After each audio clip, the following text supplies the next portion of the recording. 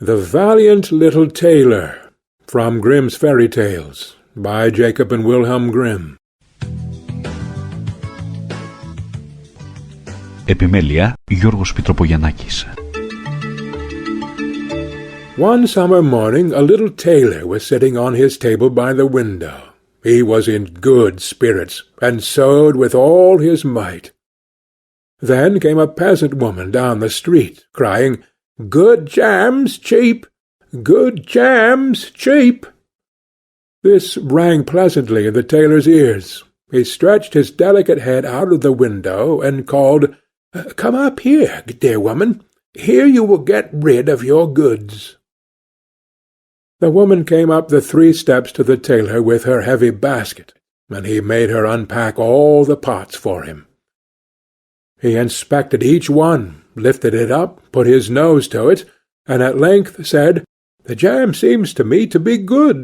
So weigh me out 4 ounces, dear woman, and if it is 1/4 of a pound, that is of no consequence." The woman, who had hoped to find a good sale, gave him what he desired, but went away quite angry and grumbling. "Now this jam shall be blessed by God," cried the little tailor, "and give me health and strength." So he brought the bread out of the cupboard, cut himself a piece right across the loaf, and spread the jam over it. "This won't taste bitter," said he, "but I will just finish the jacket before I take a bite." He laid the bread near him, sewed on, and in his joy made bigger and bigger stitches. In the meantime the smell of the sweet jam rose to where the flies were sitting in great numbers, and they were attracted, and descended on it in hosts. "Hi! Who invited you?" said the little tailor, and drove the unbidden guests away. The flies, however, who understood no English, would not be turned away, but came back again in ever-increasing companies. The little tailor at last lost all patience, and drew a piece of cloth from the hole under his work-table, and saying, "Wait, and I will give it to you," struck it mercilessly on them. When he drew it away and counted, there lay before him no fewer than 7, dead and with legs stretched out. "Are you a fellow of that sort?" said he, and he could not help admiring his own bravery. "The whole town shall know of this." And the little tailor hastened to cut himself a girdle, stitched it, and embroidered out in large letters, "7 at one stroke." "What, the town?" he continued. "The whole world shall hear of it." And his heart wagged with joy like a lamb's tail. The tailor put on the girdle, and resolved to go forth into the world, because he thought his workshop was too small for his valour. Before he went away he sought about in the house to see if there was anything which he could take with him. However, he found nothing but an old cheese, and that he put in his pocket. In front of the door he observed a bird which had caught itself in the thicket. It had to go into his pocket with the cheese. Now he took to the road boldly, and as he was light and nimble he felt no fatigue. The road led him up a mountain, and when he had reached the highest point of it, there sat a powerful giant, looking peacefully about him. The little tailor went bravely up, spoke to him, and said, "Good day, comrade. So you are sitting there overlooking the widespread world. I am just on my way thither, and want to try my luck. Have you any inclination to go with me?" The giant looked contemptuously at the tailor, and said, "You ragamuffin! You miserable creature!" "Oh, indeed!" answered the little tailor, and unbuttoned his coat, and showed the giant the girdle. "There may you read what kind of man I am." The giant read, "7 at one stroke," and thought that they had been men whom the tailor had killed, and began to feel a little respect for the tiny fellow. Nevertheless, he wished to try him first, and took a stone in his hand, and squeezed it together so that water dropped out of it. "Do that likewise," said the giant, "if you have strength." "Is that all?" said the tailor. "That is child's play with me," and put his hand into his pocket, brought out the soft cheese, and pressed it until the liquid ran out of it. "Faith," said he, "that was a little better, wasn't it?" The giant did not know what to say, and could not believe it of the little man. Then the giant picked up a stone and threw it so high that the eye could scarcely follow it. "Now, little mite of a man, do that likewise." "Well thrown," said the tailor, "but after all the stone came down to earth again. I will throw you one which shall never come back at all." And he put his hand into his pocket, took out the bird, and threw it into the air. The bird, delighted with its liberty, rose, flew away, and did not come back. "How does that shot please you, comrade?" asked the tailor. "You can certainly throw," said the giant, "but now we will see if you are able to carry anything properly." He took the little tailor to a mighty oak tree which lay there felled on the ground, and said, "If you are strong enough, help me to carry the tree out of the forest." "Oh, readily," answered the little man. "Take you the trunk on your shoulders, and I will raise up the branches and twigs. After all, they are the heaviest."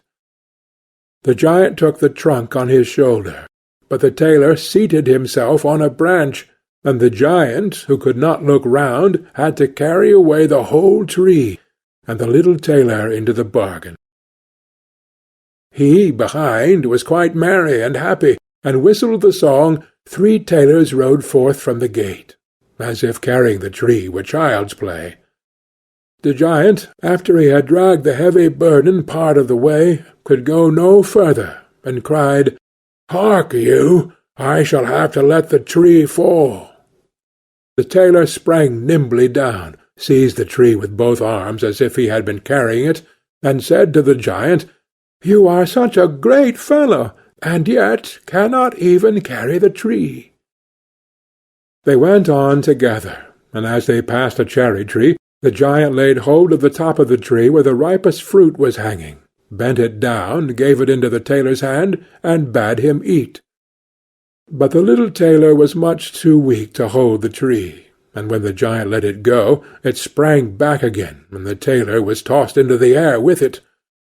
When he had fallen down again without injury, the giant said, "What is this? Have you not strength enough to hold the weak twig?" "There is no lack of strength," answered the little tailor. "Do you think that could be anything to a man who has struck down 7 at one blow?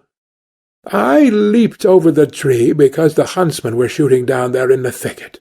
Jump as I did, if you can do it." The giant made the attempt, but he could not get over the tree, and remained hanging in the branches, so that in this also the tailor kept the upper hand. The giant said, "If you are such a valiant fellow, come with me into our cavern and spend the night with us." The little tailor was willing, and followed him. When they went into the cave, other giants were sitting there by the fire, and each of them had a roasted sheep in his hand and was eating it. The little tailor looked round and thought, "It is much more spacious here than in my workshop." The giant showed him a bed, and said he was to lie down in it and sleep. The bed, however, was too big for the little tailor. He did not lie down in it, but crept into a corner. When it was midnight, and the giant thought that the little tailor was lying in a sound sleep, he got up, took a great iron bar, cut through the bed with one blow, and thought he had finished off the grasshopper for good. With the earliest dawn the giants went into the forest, and had quite forgotten the little tailor, when all at once he walked up to them quite merrily and boldly. The giants were terrified, They were afraid that he would strike them all dead, and ran away in a great hurry. The little tailor went onwards, always following his own pointed nose. After he had walked for a long time, he came to the courtyard of a royal palace, and as he felt weary, he lay down on the grass and fell asleep. Whilst he lay there, the people came and inspected him on all sides, and read on his girdle 7 at one stroke. "Ah," said they, "what does the great warrior want here in the midst of peace? He must be a mighty lord." They went and announced him to the king, and gave it as their opinion that if war should break out, this would be a weighty and useful man, who ought on no account to be allowed to depart. The council pleased the king, and he sent one of his courtiers to the little tailor to offer him military service when he awoke. The ambassador remained standing by the sleeper, waited until he stretched his limbs and opened his eyes, and then conveyed to him his proposal. "For this very reason have I come here," the tailor replied. "I am ready to enter the king's service." He was therefore honourably received, and a special dwelling was assigned him. The soldiers, however, were set against the little tailor, and wished him 1,000 miles away. "What is to be the end of this?" they said among themselves. "If we quarrel with him, and he strikes about him, the 7 of us will fall at every blow. Not one of us can stand against him." They came therefore to a decision, betook themselves in a body to the king, and begged for their dismissal. "We are not prepared," said they, "to stay with a man who kills 7 at one stroke." The king was sorry that for the sake of one he should lose all his faithful servants, wished that he had never set eyes on the tailor, and would willingly have been rid of him again. But he did not venture to give him his dismissal, for he dreaded lest he should strike him and all his people dead, and place himself on the royal throne. He thought about it for a long time, and at last found good counsel. He sent to the little tailor, and caused him to be informed that as he was a great warrior, he had one request to make to him. In a forest of his country lived 2 giants, who caused great mischief with their robbing, murdering, ravaging, and burning, and no one could approach them without putting himself in danger of death. If the tailor conquered and killed these 2 giants, he would give him his only daughter to wife, and half of his kingdom as a dowry. Likewise 100 horsemen would go with him to assist him. "That would indeed be a fine thing for a man like me," thought the little tailor. "One is not offered a beautiful princess and half a kingdom every day of one's life." "Oh, yes," he replied, "I will soon subdue the giants, and do not require the help of the 100 horsemen to do it.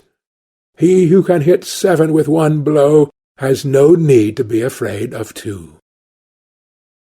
The little tailor went forth, and the 100 horsemen followed him. When he came to the outskirts of the forest, he said to his followers, "Just stay waiting here. I alone will soon finish off the giants." Then he bounded into the forest, and looked about right and left. After a while he perceived both giants. They lay sleeping under a tree, and snored so that the branches waved up and down. The little tailor, not idle, gathered 2 pockets full of stones, and with these climbed up the tree. When he was half-way up, he slipped down by a branch until he sat just above the sleepers, and then let one stone after another fall on the breast of one of the giants. For a long time the giant felt nothing, but at last he awoke, pushed his comrade, and said, "Why are you knocking me?" "You must be dreaming," said the other. "I am not knocking you." They laid themselves down to sleep again, and then the tailor threw a stone down on the second.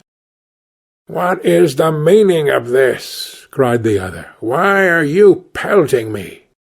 "I am not pelting you," answered the first, growling. They disputed about it for a time, but as they were weary, they let the matter rest, and their eyes closed once more. The little tailor began his game again, picked out the biggest stone, and threw it with all his might on the breast of the first giant. "That is too bad," cried he, and sprang up like a madman, and pushed his companion against the tree until it shook. The other paid him back in the same coin, and they got into such a rage that they tore up trees, and belaboured each other so long that at last they both fell down dead on the ground at the same time. Then the little tailor leaped down. "It's a lucky thing," said he, "that they did not tear up the tree on which I was sitting, or I should have had to sprint on to another like a squirrel. But we tailors are nimble." He drew out his sword and gave each one of them a couple of thrusts in his breast, and then went out to the horsemen and said, "The work is done. I have finished both of them. But it was hard work. They tore up trees in their sore need, and defended themselves with them. But all that is to no purpose when a man like myself comes, who can kill 7 at one blow." "But are you wounded?" asked the horseman. "You need not concern yourself about that," answered the tailor. "They have not bent one hair of mine."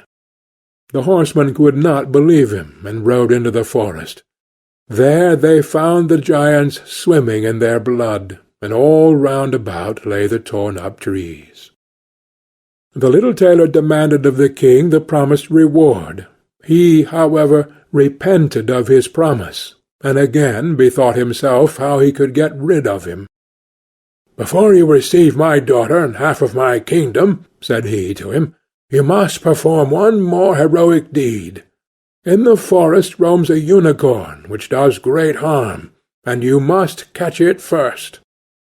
"I fear one unicorn still less than 2 giants. 7 at one blow is my kind of affair." He took a rope and axe with him, went forth into the forest, and again bade those who were sent with him to wait outside. He had not long to seek. The unicorn soon came towards him, and rushed directly on the tailor, as if it would gore him with its horn without more ado. "Softly, softly! It can't be done as quickly as that," said he, and stood still and waited until the animal was quite close, and then sprang nimbly behind the tree. The unicorn ran against the tree with all its strength, and stuck its horn so fast in the trunk that it had not the strength enough to draw it out again, and thus it was caught. "Now I have got the bird," said the tailor, and came out from behind the tree, and put the rope round its neck, and then with his axe he hewed the horn out of the tree, and when all was ready he led the beast away and took it to the king. The king still would not give him the promised reward, and made a third demand. Before the wedding the tailor was to catch him a wild boar that made great havoc in the forest, and the huntsmen should give him their help. "Willingly," said the tailor. "That is child's play." He did not take the huntsmen with him into the forest, and they were well pleased that he did not, for the wild boar had several times received them in such a manner that they had no inclination to lie in wait for him. When the boar perceived the tailor, it ran on him with foaming mouth and whetted tusks, and was about to throw him to the ground, but the hero fled and sprang into a chapel which was near, and up to the window at once, and in one bound out again. The boar ran after him, but the tailor ran round outside and shut the door behind it. And then the raging beast, which was much too heavy and awkward to leap out of the window, was caught. The little tailor called the huntsmen thither that they might see the prisoner with their own eyes. The hero, however, went to the king, who was now, whether he liked it or not, obliged to keep his promise, and gave his daughter and the half of his kingdom. Had he known that it was no warlike hero, but a little tailor who was standing before him, it would have gone to his heart still more than it did. The wedding was held with great magnificence and small joy, and out of the tailor a king was made. After some time the young queen heard her husband say in his dreams at night, "Boy, make me the doublet and patch the pantaloons, or else I will wrap the yard measure over your ears." Then she discovered in what state of life the young lord had been born, and the next morning complained of her wrongs to her father, and begged him to help her to get rid of her husband, who was nothing else but a tailor. The king comforted her and said, "Leave your bedroom door open this night, and my servants shall stand outside, and when he has fallen asleep shall go in, bind him, and take him on board a ship, which shall carry him into the wide world." The woman was satisfied with this, but the king's armour-bearer, who had heard all, was friendly with the young lord, and informed him of the whole plot. "I'll put a screw into that business," said the little tailor. At night he went to bed with his wife at the usual time, and when she thought he had fallen asleep, she got up, opened the door, and then lay down again. The little tailor, who was only pretending to be asleep, began to cry out in a clear voice, "Boy, make me the doublet and patch me the pantaloons, or I will wrap the yard measure over your ears. I smote 7 at one blow, I killed 2 giants, I brought away 1 unicorn, and caught a wild boar, and am I to fear those who are standing outside the room?" When these men heard the tailor speaking thus, they were overcome by a great dread, and ran as if the wild huntsman were behind them, and none of them would venture anything further against him. So the little tailor was and remained a king to the end of his life. End of The Valiant Little Tailor. Επιμέλεια Γιώργος Πιτροπογιαννάκης.